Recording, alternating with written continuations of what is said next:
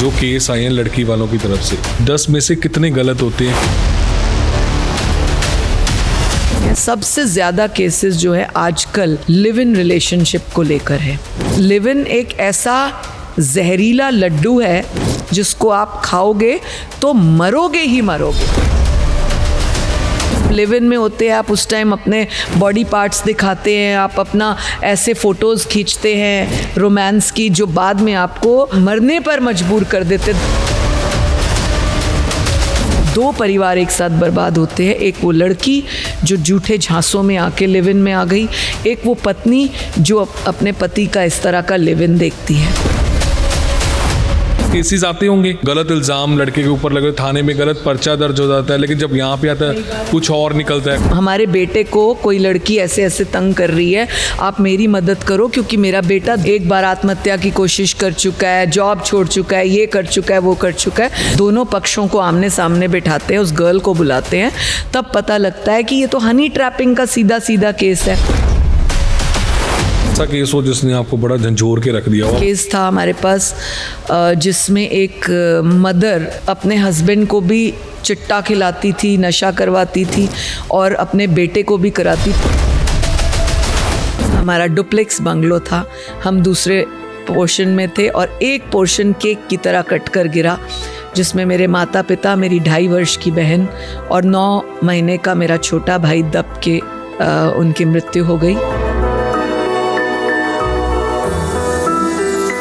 धीरे धीरे मैं 10वीं तक पहुंची तो मेरे ताया ताई बहुत बुजुर्ग हो चुके थे, उन्होंने मेरा विवाह कर दिया 10वीं की छुट्टियों में। 10th क्लास में? जी। मेरा खुद का बाल विवाह हुआ किसी मजबूरी के कारण, इसीलिए मैं बार बार लड़ती हूँ कि किसी बच्ची का जानबूझकर बाल विवाह मत करें। रेनू भाटिया जी से सीखिए, जो लड़कियां हिम्मत हार के बैठ जाती है, कि उनकी कितनी इंस्पायरिंग स्टोरी रही होगी, कितना दुख झेला होगा। इतना सहारा था मुझे अपने माता पिता के बाद, शादी के बाद उनका। 6 वर्ष पूर्व सास चली गई, फिर पति चले गए, फिर मेरे पति के जाने के 4 महीने बाद मुझे ब्रेस्ट कैंसर हो गया। इतना दम कैसे, मतलब कि ये स्टोरी तो मुझे अब पता लगी। ये ऊपर वाला है ना जो दम देता है आपको। कितना नाजायज़ फ़ायदा पॉलिटिशियंस ने ब्रेस्ट कैंसर का उठाया, कई लोगों ने। टिकट नहीं मिलना चाहिए जी रेनू भाटिया को, इसको तो कैंसर है, ये तो मरने वाली है। माता पिता के बिना नहीं मरे परमात्मा ने ज़िंदगी दी, पति के बिना नहीं मरे, सास के बिना नहीं मरे, तो ब्रेस्ट कैंसर में भी नहीं मरेंगे।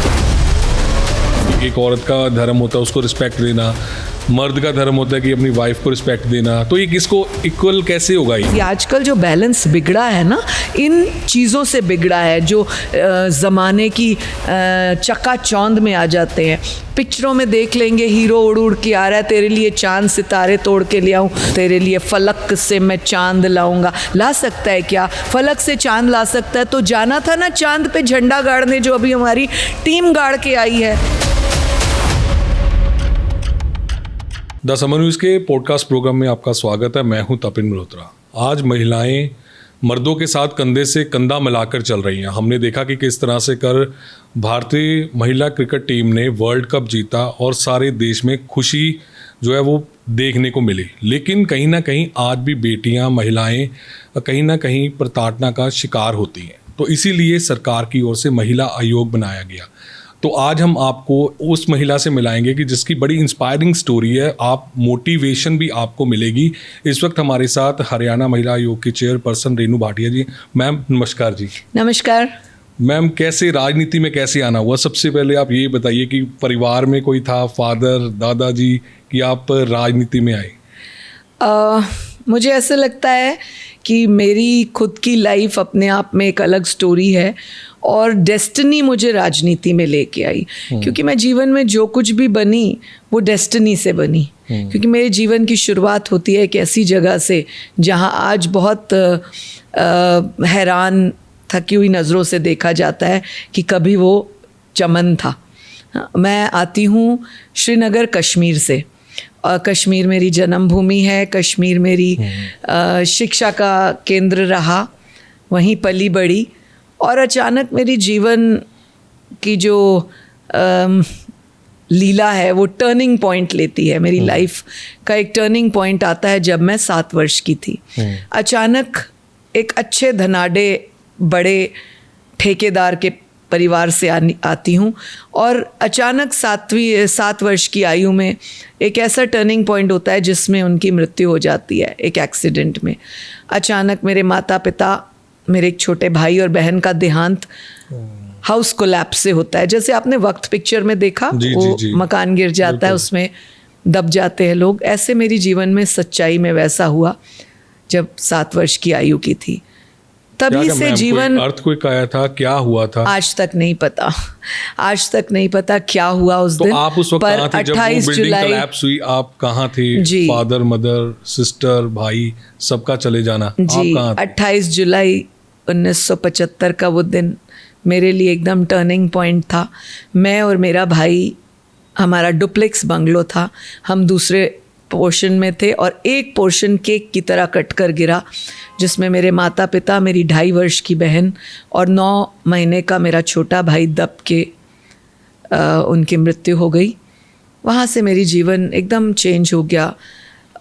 एक छोटा बच्चा जो आगे बढ़ना चाहता है, जो अपने माँ बाप का, बचा, आप अकेले बचे थे? मेरा भाई और मैं। वो कितने साल का था? वो मुझसे 3.5 साल छोटा, वो बहुत छोटा था, 4-4.25 साल का। तो हम लोग अपने ताया ताई के पास पले देहरादून में। मेरी बाकी की शिक्षा फिर वहाँ हुई। धीरे धीरे मैं 10वीं तक पहुंची तो मेरे ताया ताई बहुत बुजुर्ग हो चुके थे। उन्होंने मेरा विवाह कर दिया 10वीं की छुट्टियों में। 10th क्लास में? जी मैम, आप महिला योग की चेयरपर्सन है और आप इसका युद्ध लड़ रही हैं कि बाल विवाह ना हो। इसीलिए बताना चाहती हूँ कि मेरा खुद का बाल विवाह हुआ किसी मजबूरी के कारण। इसीलिए मैं बार बार लड़ती हूँ कि किसी बच्ची का जानबूझकर बाल विवाह मत करें और कोई ऐसा कदम ना अपने परिवार की बेटी के लिए उठाएं जो उसका जीवन फिर दुखदायी बनाए। परंतु परमात्मा ने मुझे हौसला दिया, शायद हिम्मत दी। कष्ट के बाद कष्ट आते रहे और मैं उनसे जूझती रही। विवाह के बाद 3 बच्चों ने जन्म लिया। I am a blessed mother with 2 daughters and son, well settled now. लेकिन उनको पढ़ाने में, बड़ा करने में, वही इच्छाएं पूर्ण करने में जो मेरे पिता ने मेरे लिए सपने देखे थे। 3-4 वर्ष का जब छोटा बच्चा हुआ। लेकिन मैम, रीज़न क्या था कि आपकी 10th क्लास में ताया जी बाद में भी शादी कर सकते? ताई जी आपकी शादी 10वीं में क्यों कर दी? यस, मुझे लगता है कि शायद उस समय में, क्योंकि ये मैं आपको 35 वर्ष पुरानी बात कर रही हूँ, तो उस समय में शायद लगता हो मेरे ताया ताई को कि बाद में कोई इसका ध्यान कर पाए ना कर पाए, तो शायद उन्होंने अपना फ़र्ज़ समझते हुए ये किया। और ये सच है कि मेरा विवाह करते ही 1 वर्ष बाद मेरे ताया जी एक्सपायर हो गए। 2 वर्ष बाद मेरी ताई एक्सपायर हो गई। तो शायद उन्होंने अपना फ़र्ज़ समझ के ये किया उस ज़माने में। लेकिन भगवान ने मुझे शक्ति दी, हिम्मत दी। बच्चों के बाद भी मैंने पुनः अपनी शिक्षा शुरू की और मैं हज़ारों बार नहीं करोड़ों बार कहूँगी कि परमात्मा मुझे हर जन्म में ऐसी सास दे और हर लड़की को मेरी सास जैसी सास दे जिन्होंने मुझे बच्चों के बाद पढ़ने के लिए प्रोत्साहित किया कि तुम पढ़ो और पढ़ना चाहती हो आगे बढ़ो, जो करना चाहती हो मैं तुम्हारे साथ हूँ। और उन्होंने मेरे 3 छोटे छोटे बच्चों को मेरे साथ पालने में बहुत मदद की। मतलब कि मैम 10th में 16-17 साल की उम्र में आपकी शादी होती है। यस, 17 years फिर 1.5 साल बाद बेटी होना, फिर दोबारा 1.5 साल बाद बेटी होना, फिर तिबारा बेटा होना। तो मतलब कि लगभग 4-5 सालों में तीनों बच्चों का हो जाना। यस, फिर उसके बाद इतनी हिम्मत की आपके सास बोल रही हैं कि रेनू तुम पढ़ाई करो, आगे तुम पढ़ना चाहती हो कि अपने जो एम्बिशंस है उनको पूरा करो। जैसे ही मेरे बच्चों ने क्रेच और स्कूल जाना शुरू किया, मेरी मदर इन लॉ ने मुझे प्रोत्साहित किया कि मैं आगे पढूं। फिर दोबारा मैंने पढ़ाई शुरू की, 11th 12th किया। फिर मैंने कॉरेस्पॉन्डेंस ग्रेजुएशन किया। 94 में मेरी शिक्षा पूर्ण हुई ग्रेजुएट होने की। और फिर मैंने उसके बाद international women and cosmetic courses किए। फिर मैंने पोस्ट ग्रेजुएशन इन कॉस्मेटोलॉजी किया। तो ये सारा मेरा साथ साइड बाय साइड बच्चों की देखभाल के चलता रहा।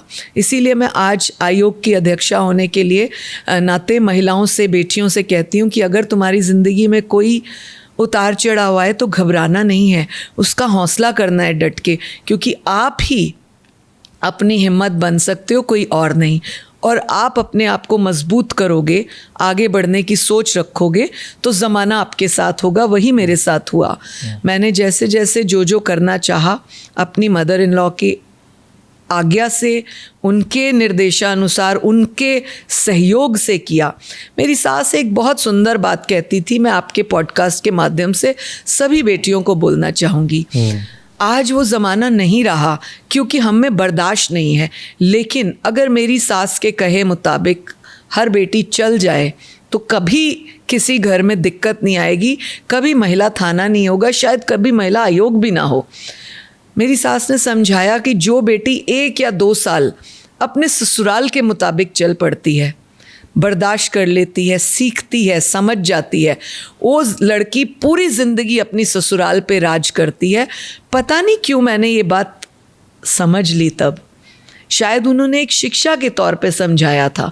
शायद वो समझती थी कि मैं बहुत छोटी लड़की हूँ, मुझे तो आटा गूंदना तक नहीं आता, और उन्होंने मुझे हर चीज़ समझाई, साथ में ये सिक्ख्या भी दी। और आज आप खुद को किस्मत वाला मानते हो क्योंकि वो वक्त है कि हम देखते हैं कि फिल्मों में कि ललिता पवार जैसी सास का रोल दिखाया गया। हाँ, बिल्कुल। और एक तरफ आप उसी दौर में कह रहे हो कि मनोरमा, ललिता पवार, ये सारी, तो उस दौर में आप उस सास का जिक्र कर रहे हो, कह रहे हो कि मुझे जो भी जन्म भगवान देगा तो मुझे वही सास मिले, औरों की बेटियों को भी वो सास मिले।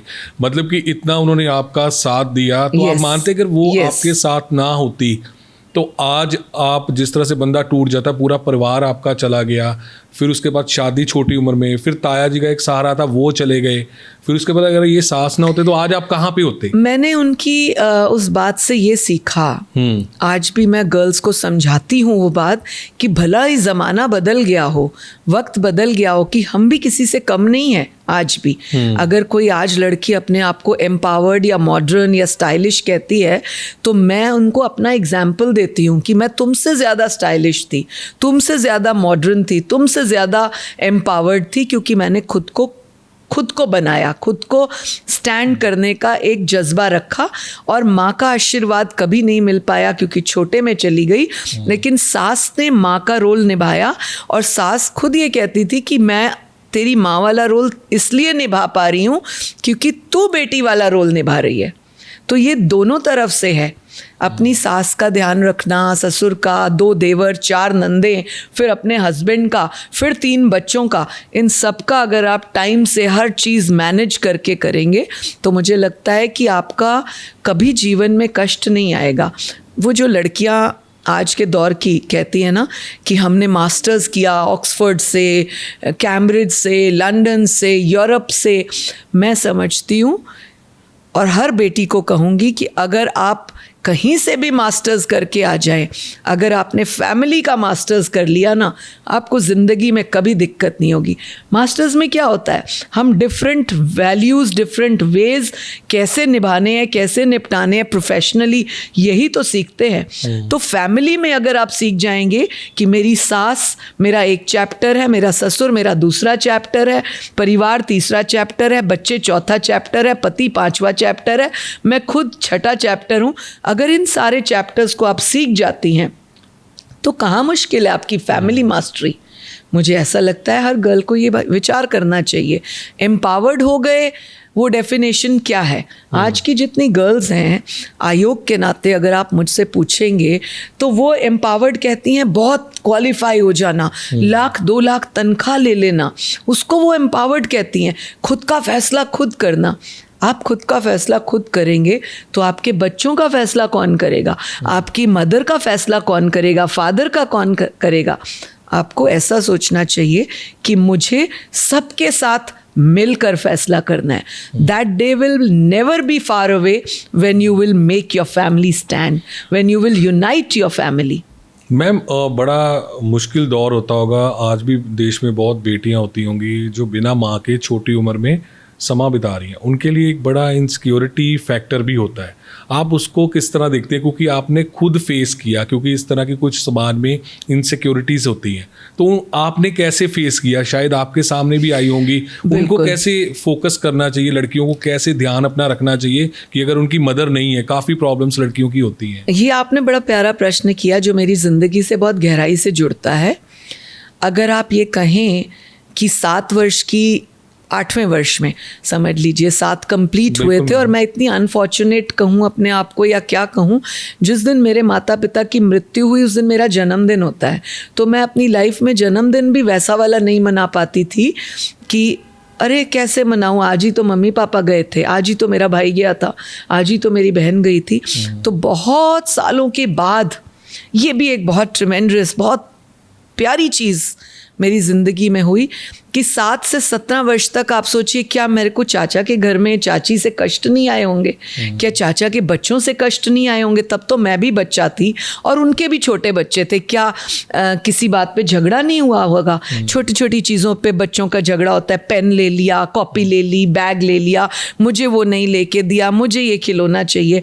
ऐसे भी ज़िंदगी में कष्ट आए हैं, लेकिन 7 से 17 तक उनको भी झेला, उनको भी सहा, उनको भी निपटाया, उनको भी बर्दाश्त किया। कभी रो कर, कभी हंस के, कभी कभी कमरे में जाके रोती थी, मम्मी कहाँ चली गई मुझे छोड़ के, मुझे भी टॉय चाहिए, मम्मी मुझे भी वो वाली ड्रेस चाहिए मीनू के जैसे, मुझे भी रंजना जैसी ड्रेस चाहिए। मैं रोती थी अपने कमरे में, लेकिन शक्ति आई, मिली, गुजारा हुआ।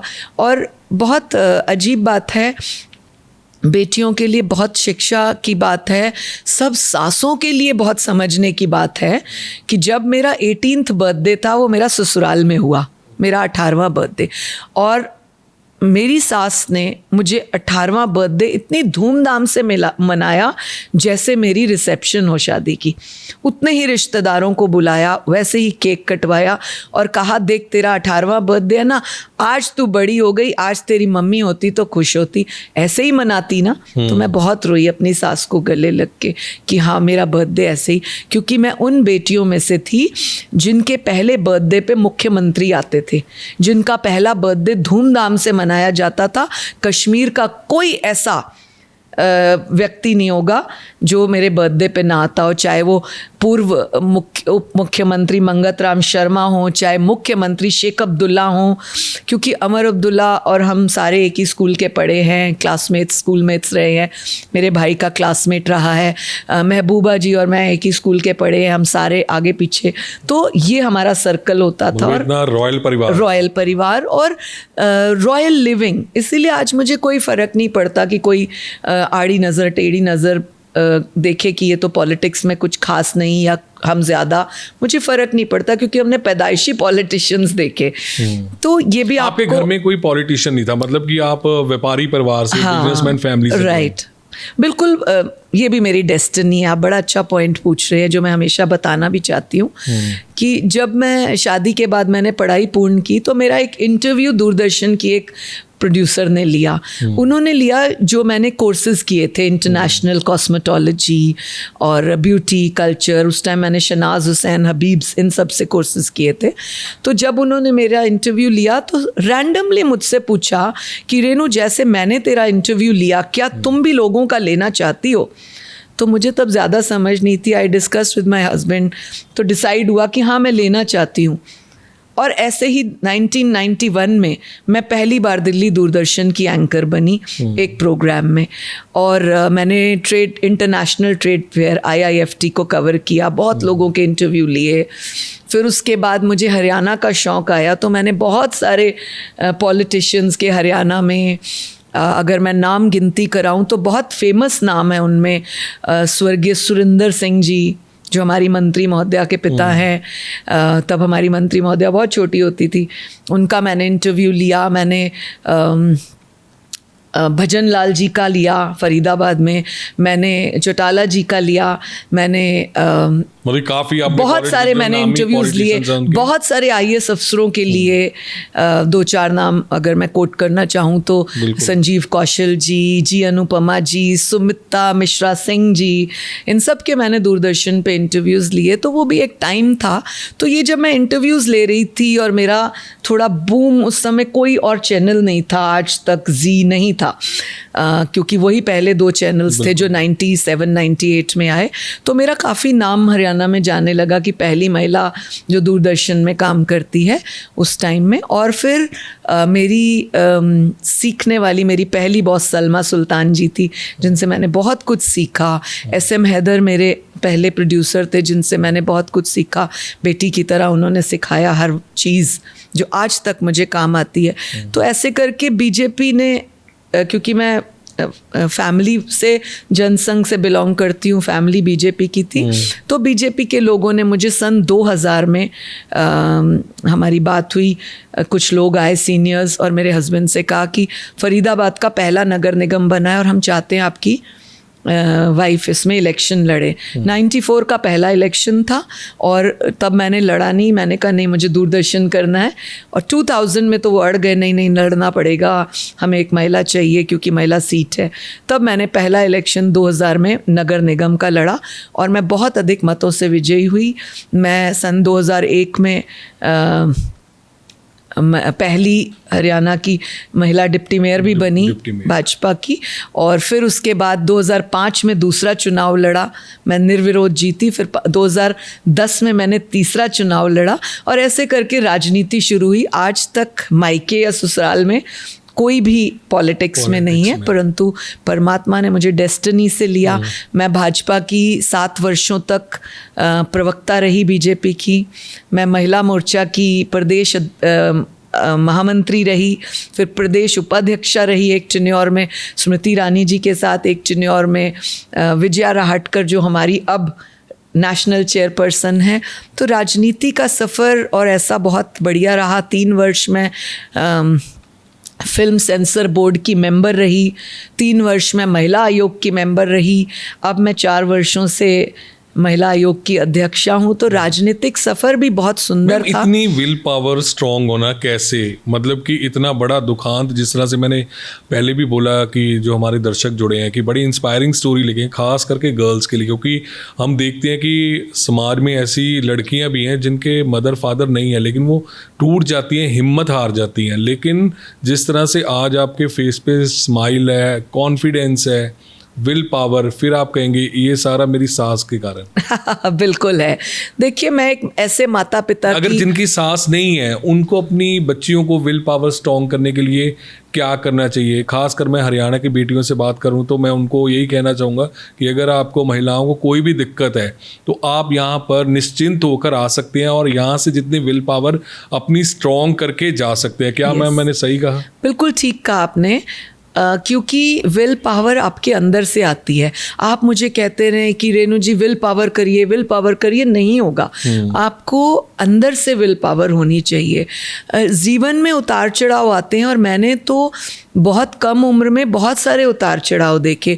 मैं आपको अपना लेटेस्ट इंस्टेंस सुनाना चाहती हूँ ज़रूर बेटियों को कि माँ बाप नहीं हैं, दुनिया में बहुत से बच्चे ऐसे हैं जो यतीम हैं। और मैंने भी ये बहुत टाइम में सीखा, इसलिए शायद मुझे 12-13 साल की आयु में ये एक अंदर से फैसला लेने का विश्वास जग गया कि जैसे मेरे माँ बाप नहीं है ऐसे बहुत से बच्चों के माँ बाप नहीं है, मुझे जीवन में उन बच्चों के लिए काम करना है। तो मेरी जीवन का 14 वर्ष की उम्र का पहला सोशल वर्क 2 यतीम बच्चों के लिए था, क्योंकि मेरे अंदर सेम फीलिंग थी कि इसके भी मम्मी पापा नहीं है, मेरे भी मम्मी पापा नहीं है।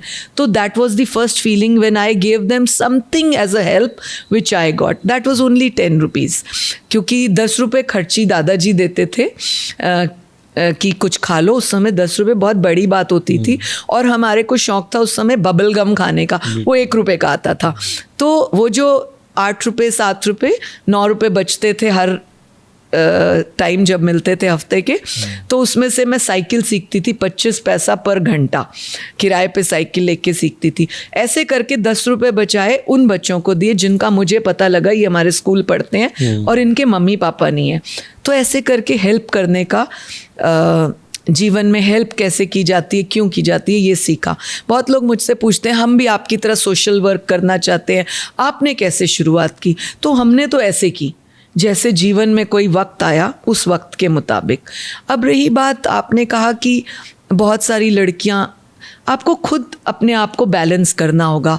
आप बिना माँ बाप के भी हो सकते हैं, आप बिना पति के भी हो यानी कि सकते मैम हैं। जो कंक्लूजन यही निकलता है कि अगर जो कोई अकेला है, खास करके लड़कियां, उनको सोशल वर्क में आना चाहिए ताकि उनका एक सामाजिक तौर पर वो जुड़ती हैं, उनको अपनी वैल्यूज़ पता लगती हैं, उनको अपनी पावर्स जो हैं उनके पास क्या अधिकार हैं उनका पता लगता है। उनको एक अच्छा ह्यूमन बीइंग बनना चाहिए, एक अच्छी आत्मा, शुद्ध आत्मा बननी चाहिए, क्योंकि जो आप पर बीती है वो दूसरे पे ना बीते। जिस दिन आपके अंदर ये भावना आ गई, आप ऑटोमेटिकली सोशल वर्कर है। सोशल वर्कर कोई स्टैंप नहीं है, सोशल वर्कर आपके अंदर की भावना है जो आप हेल्प करते हैं। कई लोग ऐसे हैं इस हाथ से ये देते हैं, भावना ही हमारी विल पावर स्ट्रॉन्ग करती है। आप कई लोग ऐसे देखेंगे इस हाथ से देते हैं, दूसरे हाथ को पता ही नहीं चलता।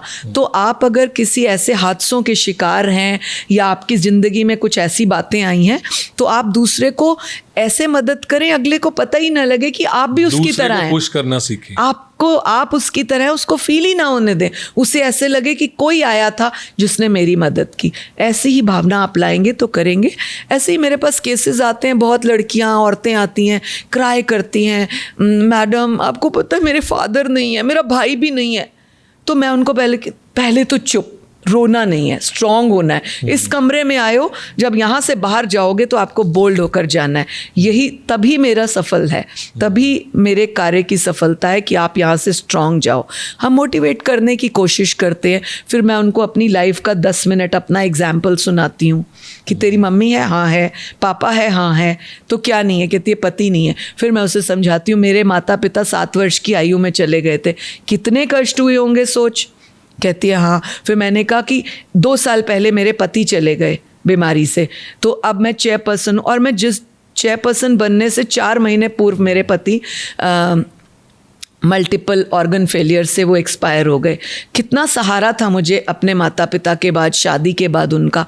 6 वर्ष पूर्व सास चली गई, फिर पति चले गए, फिर मेरे पति के जाने के 4 महीने बाद मुझे ब्रेस्ट कैंसर हो गया। आज मैं ब्रेस्ट कैंसर से जूझ रही थी, अब मैं 1 साल से ठीक हुई हूँ। कितना नाजायज़ फ़ायदा पॉलिटिशियंस ने ब्रेस्ट कैंसर का उठाया। कई लोगों ने टिकट नहीं मिलना चाहिए जी रेणु भाटिया को, इसको तो कैंसर है, ये तो मरने वाली है। मरे क्या हम? नहीं मरे। माता पिता के बिना नहीं मरे, परमात्मा ने जिंदगी दी। पति के बिना नहीं मरे, सास के बिना नहीं मरे, तो ब्रेस्ट कैंसर में भी नहीं मरेंगे दूसरे को गिराने की। तभी मैं कहती हूँ स्ट्रांग हो। अगर मैं भी रोने लग जाऊँ, हाय टिकट नहीं दी, ये नहीं दिया, मेरे ऊपर ये टैग लगा दिया कि इसको तो कैंसर है। हाँ जी है, था, 3 वर्ष निभाया, ठीक हो गई, अपने बाल आ गए। देखिए ना, खुद बात कर रही हूँ, 2nd टेन्योर झेल रही हूँ महिला आयोग का। नहीं मरूंगी जब तक भगवान ने विश्वास दिए ना, नहीं मरूंगी, कितना मर्जी कोई कह ले। मैम इतना दम कैसे, मतलब कि ये स्टोरी तो मुझे अब पता लगी। ये ऊपर वाला है ना जो दम देता है आपको। मतलब बचपन से लेके आपकी स्टोरी, पहले फादर, मदर, सिस्टर, भाई, फिर उसके बाद जिन्होंने पाला ताया जी चले गए 2 साल बाद, फिर अब जब एक मुकाम पे पहुंचे हस्बैंड साथ छोड़ गए, फिर बाल सिर पे नहीं रहे, कैंसर हो गया, फिर लोगों की प्रताड़ना। मैं बिल्कुल रेणु भाटिया जी से सीखिए, जो लड़कियां हिम्मत हार के बैठ जाती है, कि उनकी कितनी इंस्पायरिंग स्टोरी रही होगी, कितना दुख झेला होगा, लेकिन आप उनकी कॉन्फिडेंस और जो उनके फेस पे स्माइल है वो बता रही है कि उनका कॉन्फिडेंस, विल पावर कितनी स्ट्रांग है। अभी वो और भी जंगें जीतना चाहती हैं। बिल्कुल बिल्कुल, मैं तब तक काम करना चाहती हूँ और मैं तब तक अपने सीनियर्स को कहूँगी मुझे तब तक सेवाएं देते रहें, मैं तब तक समाज के लिए काम करती रहूँ जब तक आखिरी सांस। कैंसर से नहीं मरना चाहती, शहीद हो जाऊँ ज़रूर चाहूँगी। तो मैम अगर हम हरियाणा की बात करेंगे, यहाँ पर आपके पास केसेस आते हैं ज़्यादा, कैसे केसेस आ रहे हैं? बहुएं के, बेटियों के, कैसे केसेस आ रहे हैं ज़्यादा? देखिए, जैसे मैंने बीच में भी आपको बताया कि आजकल विल पावर बड़ी कम है, बर्दाश्त बहुत ख़त्म है। और जैसे मेरी सास ने भी समझाया, ये कभी ऐसा नहीं होता कि अरे वो तो 40 साल पुरानी बात थी, 35 साल पुरानी बात थी, ऐसा नहीं होता। दादी के नुस्खे आज भी काम आते हैं ना। कोई भी आप टूथपेस्ट देख ले, क्योंकि पॉडकास्टर नाम नहीं लूँगी प्रोडक्ट का, लेकिन कोई भी आप टूथपेस्ट देख ले, आज लिखने लग गए हैं नमक, इस टूथपेस्ट में नमक डला है, इस टूथपेस्ट में लौंग है। दादी का नुस्खा था ना, इस टूथपेस्ट में फिटकरी है, तो जब पहले दांत खराब होते थे अपने दादाजी से पूछिए, चाचा से पूछिए, जरा दांत में दर्द होता था, कहते थे नमक से कुल्ला कर लो, लौंग रख लो, वही फॉर्मूला आया ना। पुराने जमाने में पजामी का फैशन चला था, उससे पहले बेल बॉटम का चला था, वही आया ना। तो जब सारी चीज रिपीट होके आ सकती है तो संस्कार क्यों रिपीट नहीं कर रहे हम संस्कारों को क्यों पीछे छोड़े बैठे हैं? क्यों भूल गए मैम? आप क्यों भूल गए? आप बताइए। एग्जैक्टली, क्योंकि हम अपने आप को समझने लगे now we want equal rights, women empowerment, हम बॉय एंड गर्ल को इक्वल होना चाहिए। ऑफ कोर्स होना चाहिए। जैसे इंडिया का वर्ल्ड कप गर्ल्स ने जीता, पहले बॉयज जीतते थे, अब विमेन वर्ल्ड कप हो गया, तो इक्वल होना चाहिए राइट्स। क्या संस्कार भूलने चाहिए? क्या हम कहें कि अब वो विमेन वर्ल्ड कप वाली जो है लड़की, वो अब अपना संस्कार भूल जाए? नहीं। जिस दिन आप अपने धर्म और संस्कार को भूल गए, उस दिन आपका पतन है ही है। तो मैम, अगर लड़का भी जॉब कर रहा है, वाइफ भी जॉब कर रही है, दोनों कर रही है, तो संस्कार कैसे होंगे? वो कहती है कि मैं भी जॉब पे जा रही हूँ, तुम भी जॉब पे जा रहे हो, तो मतलब कि रिस्पेक्ट क्या है? किस तरह से वो आपस में एक दूसरे को सहयोग दे सकते हैं? कि जो, अगर हम मर्द की बात करें कि एक औरत का धर्म होता है उसको रिस्पेक्ट देना, मर्द का धर्म होता है कि अपनी वाइफ को रिस्पेक्ट देना, तो ये किसको इक्वल कैसे होगा? ये देखिए मल्होत्रा जी, मैं एक ही बात आपको कहूंगी। आप बचपन में सी सौ पे बैठे हैं, झूला, वो कैसे चलता है? एक जना बैठ जाए तो दूसरा कैसे होता है? धड़ाम ऊपर। हाँ, और अगर दोनों बैठ जाए तो कैसे चलता है? बैलेंस। तो जिस दिन पति और पत्नी, सास और बहू, मैं हमेशा, एक बार बहुत पहले मैंने एक लेख दिया था, पता नहीं कहाँ पड़ी होगी वो कटिंग, उसमें मैंने लिखा था सास और बहू की कुंडली मिलाएं।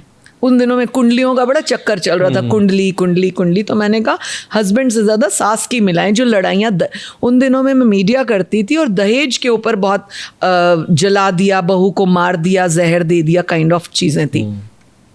तो तब मैंने एक लेख लिखा था कि सास बहू की कुंडली मिलाएं। आज मैं ये कहती हूँ कि पति पत्नी लाइफ को बैलेंस करके चलें, सास और बहू बैलेंस करें। लेकिन मैम, पेशेंस तो खत्म हो गई है, बैलेंस कैसे करेंगे? है ही नहीं पेशेंस। बैलेंस कैसे आता है? पेशेंस से आता है। पेशेंस तो खत्म हो गई। पेशेंस ही तो लानी है। नहीं पेशेंस खत्म तो सब कुछ खत्म। फिर आप ये ना सोचे कि पति के साथ खत्म, फिर तो आपका हर एक के साथ खत्म। रेशो तभी ज्यादा बढ़ रही है। बिल्कुल है, बिकॉज एम्पावरमेंट के नाम पे अधिकार तो चाहते हैं पर फर्ज नहीं निभाना चाहते, और अधिकार और फर्ज दोनों सीसॉ हैं, बैलेंस हैं लाइफ के। आप बैंक बैलेंस कैसे करते हैं? आपकी 1 लाख मान लीजिए तनख्वाह है, आप बैंक में डालें और अगले दिन खत्म कर दें, तो क्या बैलेंस लाइफ का बनेगा? अगले दिन फिर आप भूखे होंगे। तो आप 1 लाख जब अपने अकाउंट में डालते हैं, बैलेंस करते हैं ना उससे, कि आज 30,000 सिर्फ मुझे चाहिए इस महीने, 10,000 पड़े रहे, 20,000 उधर देने हैं, किराया देना है, गाड़ी की किश्त देनी है, पेट्रोल देना है, बैलेंस करते हैं ना। तो ऐसे लाइफ को क्यों नहीं करते? लाइफ में क्यों? मैं कई गर्ल्स को एक स्पीच के दौरान या सेमिनार के दौरान बोलती हूँ, 15 वर्ष की लड़की 18 वर्ष की या 17 वर्ष के बॉयफ्रेंड से डिमांड करती है मुझे तो फोन 17 प्रो चाहिए। तुम खुद 15 वर्ष की हो, 10वीं पढ़ती हो, माँ बाप की तुम्हारी फीस भरते हैं, ड्रेस भरते हैं, तो 17 वर्ष वाला 12वीं में है, वो कैसे ले आएगा? कहाँ से लाएगा? तो तुम उसे चोर बनाने की वो कर रही हो कि फ्रेंड चाहिए, गर्लफ्रेंड चाहिए तो चोरी करो। ऐसे ही यंग गर्ल्स, कॉलेज गर्ल्स, जो है यूनिवर्सिटी गर्ल्स एंड बॉयज़, कैसे बैलेंस होगा? ये आजकल जो बैलेंस बिगड़ा है ना, इन चीज़ों से बिगड़ा है जो ज़माने की चकाचौंध में आ जाते हैं। पिक्चरों में देख लेंगे हीरो उड़ उड़ के आ रहा है, तेरे लिए चांद सितारे तोड़ के ले आऊँ। वो कौन सा गाना है? तेरे लिए फलक से मैं चांद लाऊंगा। ला सकता है क्या? फलक से चांद ला सकता है तो जाना था ना चांद पे झंडा गाड़ने, जो अभी हमारी टीम गाड़ के आई है। कहाँ से चांद से तारे ले आएगा यार? सोचो, गर्ल्स को सोचना चाहिए। मतलब ये आपकी नज़र में आज की डेट में बॉयज़ भी लड़कियों से ज़्यादा, मतलब कि कहा जा सकता है, प्रताड़ित हो रहे हैं। यस, बहुत ज्यादा हो बदल रहे चुका है हैं। जमाना, क्योंकि जमाना पुराने बदल जमाने में गया है। मैंने ललिता पवार की बात की और हाँ। बातें की कि वो जमाना था कि जब औरतों के ऊपर काफी जुल्म नहीं, होते उन थे। दिनों में प्राण भी होते थे, डैनी भी होता था, जैसे ललिता पवार होती थी, तो सारे डैनी भी होते थे, सारे होते थे। तो मतलब कि अब जमाना बदल चुका है। अब जो प्रताड़ना है वो बॉयज भी बराबर, आपके पास केसेस आते होंगे बहुत सारे आते कि हैं। उसमें काफी होता कि गलत इल्जाम लड़के के ऊपर लगे, थाने में जी, गलत जी, पर्चा जी, दर्ज हो जाता है, जी। लेकिन जब यहाँ पे आता है कई बार कुछ हमारे और पास निकलता है। कुछ बिल्कुल ऐसा केस हो मैम, थोड़ा सा बताओ। हाँ, मैं एक दो केस आपको आजकल की गर्ल्स के सुनाती हूँ। हमारा विमेन कमीशन है, लेकिन गर्ल्स कई बार हमारे पास शिकायत लेके आती हैं, कई बार बॉयज़ आते हैं, कई बार बॉयज़ की मदर भी आती है कि हमारे बेटे को कोई लड़की ऐसे ऐसे तंग कर रही है, आप मेरी मदद करो क्योंकि मेरा बेटा दिनों दिन कमज़ोर हो रहा है, एक बार आत्महत्या की कोशिश कर चुका है, जॉब छोड़ चुका है, ये कर चुका है, वो कर चुका है। तो जब हम उस मदर की बात पर दोनों पक्षों को आमने सामने बिठाते हैं, उस गर्ल को बुलाते हैं, तब पता लगता है कि ये तो हनी ट्रैपिंग का सीधा सीधा केस है। अभी लेटेस्ट ही हमारे पास 3-4 केस जल्दी जल्दी में आए। एक हमने गुरुग्राम का केस किया, उनको बंद किया। हनी ट्रैपिंग में लड़की क्या करती है, 10 जगह दोस्ती करती है। एक जो हमारे पास अभी केस आया जिसके ऊपर हमने वर्किंग की और उनको अरेस्ट कराया, उस लड़की ने 7 जगह मैरिज की हुई थी। कैसे मैरिज की थी कि एक लड़के से वो बार में काम करती है, गुड़गांव के एम्पायर बार में, और वहाँ पर दोस्ती कर ली लड़का देखकर, और फिर उसके साथ जो भी फ्रेंडली करके फिर धीरे धीरे मेरी तो मम्मी बंगाल रहती है, वहाँ रहती है, वहाँ रहती है, शादी करते मेरा कोई नहीं ज़िंदगी में, ऐसे उसको झांसे में लाया, शादी कर ली। फिर शादी के 1-2 महीने के बाद मुझे इतना पैसा चाहिए, ऐसे उस लड़की ने 7 प्लेसेस पे किया। अल्टीमेटली हमारे उसमें तब आई जब एक लड़के की माँ और बीवी हमारे पास आए कि मेरे पति ने आत्महत्या कर ली है इस लड़की के चक्कर में। हमें तो अब पता लगा कि मेरे पति ने आत्महत्या क्यों की। मेरे पास गाड़ी है, घर है, बिजनेस है, हमारे 2 बच्चे हैं, फिर मेरे पति ने आत्महत्या क्यों की, हमारा इतना प्यार था, 14 वर्ष की शादी है। तब जब उसने छानबीन करी तो पता लगा मेरा हस्बैंड तो किसी लड़की के चक्कर में था, और वो लड़की अब उसे रोज़ टॉर्चर करती थी, उससे शादी कर चुकी थी, अब कहती थी पत्नी को फ़ोटो दिखाऊंगी। ये फरीदाबाद का केस है। तो ये सारे चक्कर में ऐसे हुआ। तब उस लड़की ने हमें कहा कि मैं पूरा जितने भी लड़कों से इसने दोस्ती करी है ना, स्टेप टू स्टेप ज्वाइन करके मैं आपको बताऊंगी। वो उस लड़की ने हमें केस बताया, तब हम तय तक पहुंचे। ऐसे 3-4 केसेस इन दिनों में गुड़गांव के और करनाल के हमारे और पास है। कोई ऐसा केस हो जिसने आपको बड़ा झंझोर के रख दिया हो, आपको नींद ना आई हो, क्योंकि चेयर वो ऐसी है। हाँ, सच में कभी कभी कई केसेस ऐसे होते हैं जिनमें वाकई नींद नहीं आती। एक केस था हमारे पास जिसमें एक मदर अपने हस्बैंड को भी चिट्टा खिलाती थी, नशा करवाती थी, और अपने बेटे को भी कराती थी, और अपनी तीनों बेटियों के साथ मिलके इस तरह का लड़के फांसने वाला ये सारा केस करती थी। तो मैंने जब दोनों पक्षों को बुलाया, एक लड़का परेशान हुआ, उसने हमारे को कांटेक्ट किया उसकी बहन के माध्यम से। हमने जब बुलाया तब पता लगा ये मदर कराती है, लेकिन यहाँ पर इतना उसने हंगामा मचाया हुआ था। तब हमने कहा कि तुम खुद 60-65 वर्ष की, 70 वर्ष की होने को जा रही हो, तुम तीनों बेटियों से अलग अलग जगहों पर ये कराती हो। यमुनानगर का एक बॉय, एक अंबाला का बॉय, एक फरीदाबाद का बॉय, ऐसे तीनों लड़कियों ने अलग अलग जगह सिस्टम किया हुआ। सब पूरी डिटेल हमने मंगाई, हमने 2 महीने इस पर वर्किंग करी। एट लास्ट हमें उसके भाई ने खुद सारा केस बताया कि मम्मी ऐंदा कहंदी है, मम्मी ऐंदा कहंदी है एंड ऑल दैट। तब हमने इस केस पर वर्किंग की, लेकिन 2 हफ्ते तक मैं इस केस को बार बार बुलाती रही, समझती रही कि छोटे बच्चे ख़राब ना हो जाएं। एक लड़की 18 ईयर्स की थी, बेटा 18 से भी कम था जिसको वो चिट्टा पिलाती थी, और 1-2 बेटियां 21, 22, 25 ऐसे एज की थी।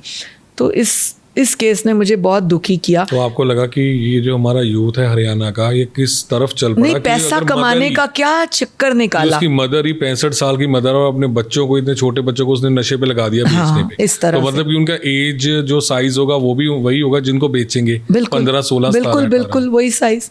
तो इस केस ने मुझे बहुत दुख दिया कि महिला आयोग है, लेकिन माँ को हम लताड़ रहे हैं क्योंकि माँ ने गलत किया है।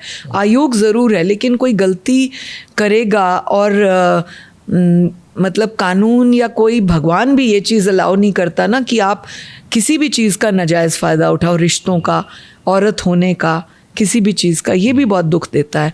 तो शायद कभी मैंने कोई ऐसा कर्म किया हो जिसने मुझे आज इस जगह पर बिठाया कि मैं उन गलतियों का, उन बातों का, उन चीज़ों का सुधार कर सकूं। शायद भगवान चाहते हो कि मेरे हाथ से कुछ परिवार बच जाएं, कुछ बेटियों की ज़िंदगी बच जाए, या कुछ ऐसे लड़के बच जाएं जिनके साथ इस तरह की बदसलूकी बिल्कुल होती है। मैम, हमने बड़े अच्छे तरीके से मतलब कि लड़कों का भी पूरा पक्ष आप ले रही हैं। जो हमारी सारी बातचीत में पता चला कि लड़कियां भी आजकल, उनके परिवार लड़कों के बराबर ही भागीदार हैं। बिल्कुल। तो मैम अगर देखा जाए तो लास्ट सवाल ये मेरा कि जो आपके पास मैरिज डिस्प्यूट्स आते हैं तो लड़की वाले, उनकी तरफ से भी काफ़ी झूठे आरोप होते होंगे, बहुत और होते कुछ हैं। सच्चे भी होते होंगे। अगर इसकी परसेंटेज देखी जाए, अगर हम बोले कि 10 में से जो केस आए हैं लड़की वालों की तरफ से, वो कितने 10 में से कितने गलत होते हैं कि उसमें काफ़ी कुछ छुपाया जाता है, जबकि लड़के वाले इतने गलत नहीं होते?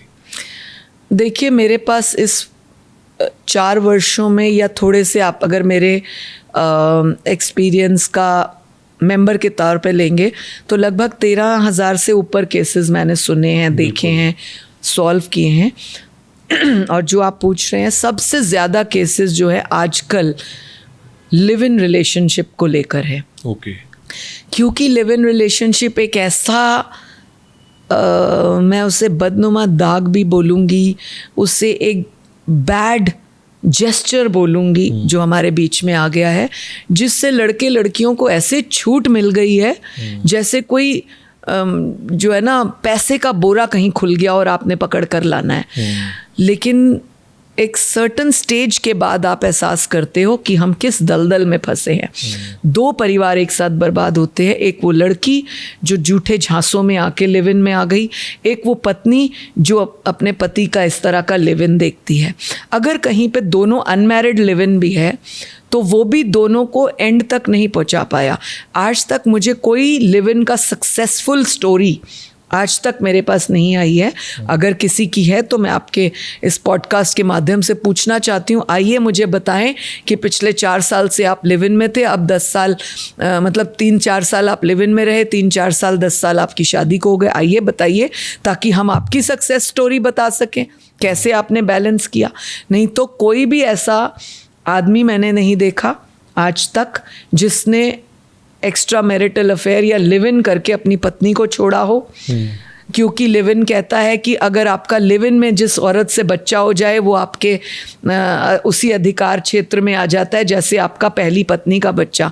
एक पत्नी मेरे सामने आ जाए पूरे देश की जो कहे कि हाँ, मैं अपनी लिव इन वाली पति की लिव इन वाली लड़की के बच्चे को अपने बच्चे बराबर हिस्सा देती हूँ, नहीं, जूते बचते हैं। तो मैम क्या अवेयरनेस की कमी है कि किस तरह से समाज को बताया जाए? क्योंकि हमने भी नहीं देखा कोई अवेयरनेस इस तरह से कैंप्स चलती हों, कॉलेजेस में चलती हों, यूनिवर्सिटीज़ में चलती हों कि यार ये आप काम मत करो, क्योंकि कॉलेज यूनिवर्सिटीज़ के जो बच्चे हैं वो भी लिव इन में रह रहे हैं आज के हमने कम से कम उसमें किस तरह से कॉलेज वालों का कोई लेक्चर होना चाहिए, या हरियाणा सरकार ने कुछ ऐसा किया हुआ है कि जैसे आप जाते हो वहाँ पे बच्चों को समझाओ कि लिव इन में क्या आपकी लाइफ खराब हो सकती है, ऐसे केसेस का एग्जाम्पल देके? बिल्कुल, हम लोग बहुत सारे, हम 200 से ज़्यादा स्कूलों में, कॉलेजों में, यूनिवर्सिटियों में जा चुके हैं।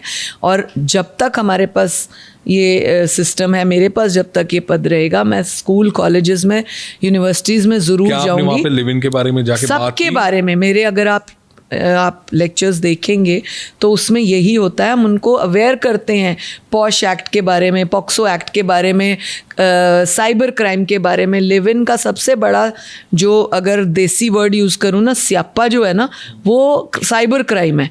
क्योंकि आप लिव इन में होते हैं, आप उस टाइम अपने बॉडी पार्ट्स दिखाते हैं, आप अपना ऐसे फ़ोटोज़ खींचते हैं रोमांस की, जो बाद में आपको मरने पर मजबूर कर देते, दलदल में धकेल देते हैं। इसीलिए हम गर्ल्स को समझाते हैं कभी ऐसी पिक्चर्स नहीं खींचनी, दिखानी, या वीडियो कॉल पे नहीं आना। जो आप बीच में क्राइम देखते थे ना साइबर में, जैसे ही वीडियो कॉल ऑन करो एक नेगेटिव फोटोज आती थी। ये सारा इसी का सिस्टम है। ये सारा इसी तरह से ट्रैक करने का सिस्टम है, आपको फंसाने का होता है और फिर आप उस दलदल में फंसते रहते हो। तो कुल मिला के लिव इन एक ऐसा जहरीला लड्डू है जिसको आप खाओगे तो मरोगे ही मरोगे, फंसोगे ही फंसोगे, मैम, इसका डूबोगे ही reason क्या है डूबोगे। कि बच्चे सुनने को तैयार ही नहीं है। फास्ट लाइफ है, यहाँ सोशल मीडिया बहुत ग्लैमर हावी हो गया। पहले ग्लैमर तो सिर्फ टीवी पे होता था, आज की डेट में तो हर बच्चे के हाथ में फ़ोन है और इमोजीज लगती हैं, वही सब कुछ लग जाता है और उस पे ग्लैमर की दुनिया में आ गए। इंस्टा चल रहा है, फेसबुक चल रहा है, वो कह रहे हैं हम कौन सा हीरो या हीरोइन से कम है। मैंने आपको बताया ना, जैसे उनको लगता है कि ये चांद से फलक से ताड़े तोड़ के ले आएगा तो मैं तो बहुत ही चमचम में रहने लगूंगी, ये विश्वास उनको धकेलता है। आप मुझे ये बताएं, पिछले 2 साल का ही, मेरा ही 3 साल का रिकॉर्ड देख ले, जब से मैं महिला आयोग में हूँ तब से आप इंडस्ट्री का हिसाब बता दें कितनों ने आत्महत्याएं करी हैं, कितने मरे हैं, इसी लिव इन और इसी चीज़ों से मरे हैं। कौन सा फ़ायदा किसी ने किया है? एक भी बता दे, एक भी आप नहीं बता पाएंगे, क्योंकि ये ग्लैमर देख के जब ग्लैमर वाले खुद मर रहे हैं, फांसियां लगा रहे हैं, आत्महत्याएं कर रहे हैं, ऊपर से कूद रहे हैं, रेशो कितना बढ़ता जा रहा है, तो आप लोग उन ग्लैमर वालों को देख के क्या सीख रहे हो, क्या जानना चाहते हो, क्या बनना चाहते हो? आइकॉन्स क्या है? बेसिकली आपका जो आइकॉन होता है ना, वो एक ऐसा होना चाहिए। इसीलिए कई बार नेताओं का, अफसरों का, पॉलिटिशियंस का, कईयों का ऐसा आ जाता है कि उन्होंने ऐसा किया वैसा किया, तो वो आइकॉन्स होते हैं, बच्चे उनको देख के बनते हैं, कोई मर्जी हो। इसीलिए इन हीरोज हीरोइंस को देख के आप आइकॉन बना लेते हैं। उनका तो टेम्परेरी सिर्फ पर्दे पर ग्लैमर है, आप उसको जीवन में उतार के अपनी लाइफ का, जिंदगी का पर्दा खराब करते हैं। बिल्कुल मैम, लास्ट आप महिलाओं से, बच्चियों से या बच्चों से उनको क्या संदेश देना चाहेंगे? सास को क्या संदेश देना चाहेंगे? बहुओं को क्या संदेश देना चाहेंगे? देखिए, मैं हर सेमिनार में, हर प्रोग्राम में, हर इंटरव्यू में एक ही बात कहती हूँ कि हर सास को माँ बनना चाहिए, हर बहू को बेटी।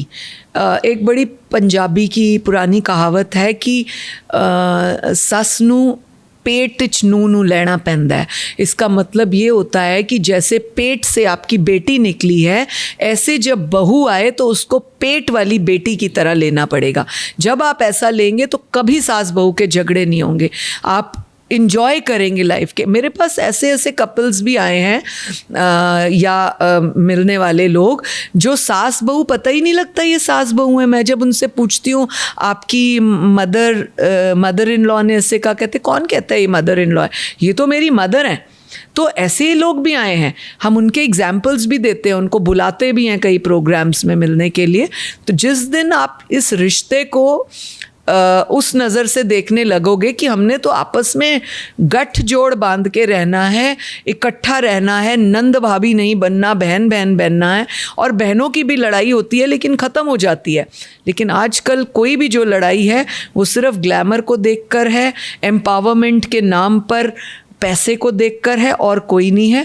जिस दिन आप अपने ऊपर विश्वास करने लगोगे उस दिन आपको कंधे की आवश्यकता नहीं पड़ेगी। एक बात मैं ज़रूर हर औरत को कहती हूँ एग्जाम्पल के साथ। एक बहुत पुरानी फिल्म आई थी जिसमें एक बड़ी दुखी महिला होती है और वो अपने लिए साथी ढूंढती है। अपने घर की निंदा, अपने पति की, अपने पिता की, अपने भाई की, जिसकी भी निंदा आप दूसरे मर्द को कर दोगे वो आपको बख्शेगा नहीं, वो आपको सिंपैथिकल तौर पर आपका मिसयूज़ करेगा। और सबसे बिगेस्ट मिसयूज़ होता है फिज़िकल मिसयूज़। आपको पहले अपने कंधे पे सर रखवाएगा, फिर आपकी कमर में हाथ डालेगा, फिर आपको अपने लपेटे में लेगा और आप फिर और डूबेंगी। फिर आपको रियलाइज़ होगा, ओहो इससे तो पिता अच्छे थे, पति अच्छे थे, भाई अच्छा था। इसलिए मैं कहती हूँ कभी भी रमेश बाबू मत ढूंढो कंधे पे सर रखने के लिए। कोई भी दूसरा रमेश बाबू एक चुटकी सिंदूर की कीमत नहीं जानता। धन्यवाद मैम। तो बिल्कुल आपने देखा कि रेणु भाटिया जी हमारे साथ थे और बड़ी बेबाकी से उन्होंने सारी अपनी ज़िंदगी का राज खोल के रख दिया कि किस तरह से उनको ऊंच नीच देखनी पड़ी, सारा वक्त संभाला, इतने गहरे ज़ख्म मिले कि शायद आज हंस रही हैं लेकिन अंदर से ज़रूर उनके दुख होगा कि सबका जो विछोड़ा हुआ उनके साथ।